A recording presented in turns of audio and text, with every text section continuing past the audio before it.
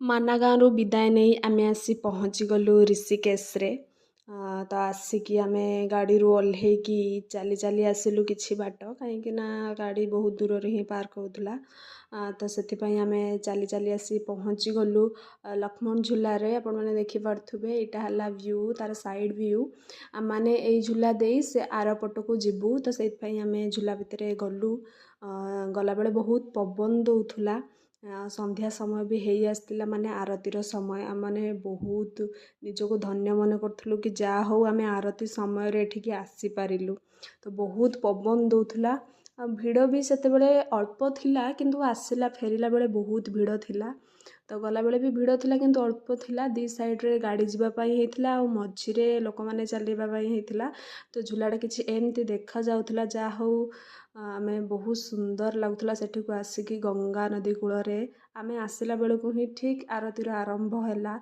ଆମକୁ ଏତେ ଶାନ୍ତି ଲାଗିଲା, ଯାହା ହଉ ଆମେ ଠିକ୍ ଟାଇମ୍ରେ ଆସି ପହଞ୍ଚିଛନ୍ତି। ତ ସେତେବେଳକୁ ପ୍ରାୟ ଆରମ୍ଭ ହେଇନଥିଲା, ଆମେ ଆସିଲା ପରେ ହିଁ ଆରତି ଷ୍ଟାର୍ଟ ହେଲା। ଛୋଟ ପିଲାମାନେ ଦେଖିପାରୁଥିବେ କେତେ ସୁନ୍ଦର ଭାବରେ ଆରତି କରୁଥିଲେ। ଆମେ ତ ଫାର୍ଷ୍ଟ ଟାଇମ୍ ଦେଖୁଥିଲୁ। ଶାନ୍ତି ଏତେ ଲାଗୁଥିଲା। ତାପରେ ନିଜକୁ ବି ଆଳତି କରିବାକୁ ସୁଯୋଗ ମିଳିଲା।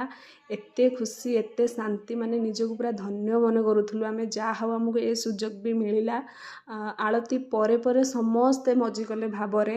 ତ ଆମେମାନେ ବି ତାଙ୍କୁ ଦେଖିକି ଆଉ ଅପେକ୍ଷା କରିପାରିଲୁନି, ନିଜକୁ ରଖିପାରିଲୁନି।